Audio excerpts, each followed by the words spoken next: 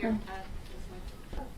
Hi. So I wanted to ask because so far a lot of people have actually said that Najib is pretty much quite like a Teflon prime minister.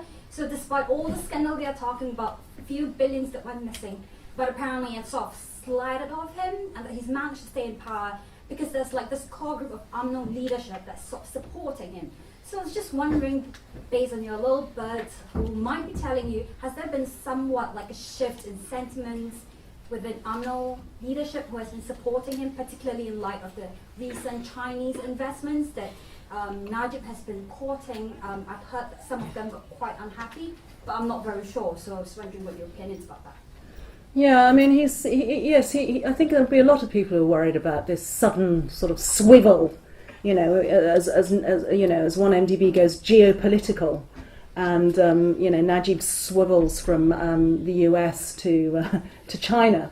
You know, he domestically he's been stirring feeling up against you know, the minority population of Chinese. He's been allowing and paying for very aggressive pro-Malay activists like Ali Tinju and, you know, all the Red Shirt Brigade, and playing that domestic card, you know, and yet and it's very difficult to do that against your own Chinese population, and then go over, you know, to the superpower on your border and start courting, you know, this giant power into your political life. And of course, you know, I think there's a great deal of worry because, of course, what he's really doing with the Chinese is accepting a bailout.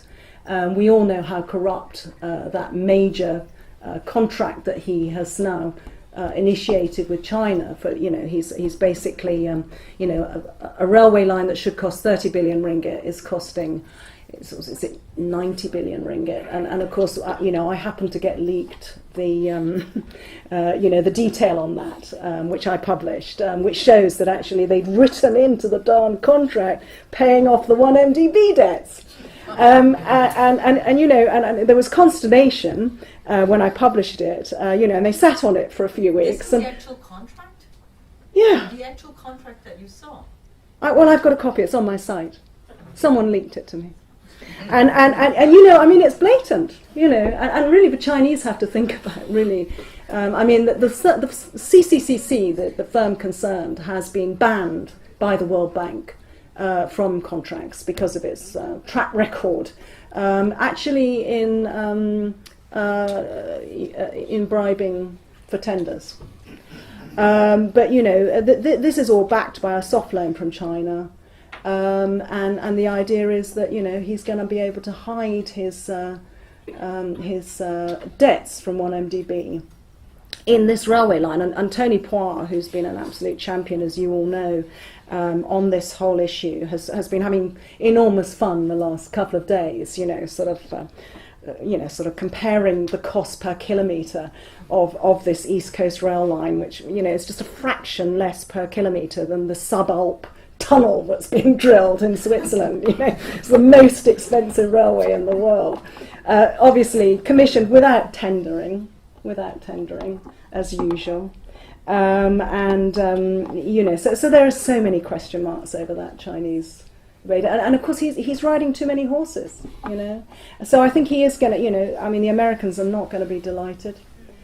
So he's trying to sort of recourt Trump. He's trying to get in with the Chinese, and of course, you know, there's this very worrying initiative with the extremist Muslim agenda, which is upsetting many people within his own party who don't want to see hudud law and beatings and you know, amputations introduced to Malaysia. So he's worrying his own people in many ways.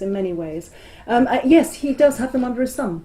And the Teflon point, I don't know if it's Teflon. I think everybody knows he's dirty.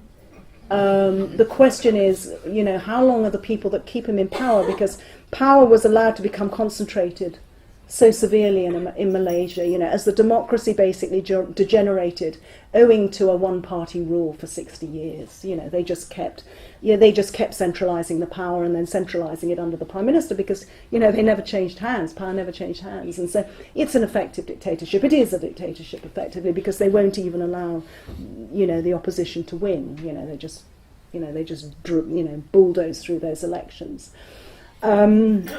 So the people around him are extremely worried. They're hanging around, you know, he's handing them money every month. And, you know, they'll jump when they have to. That's what I'm told anyway. We have time for a couple of questions yet.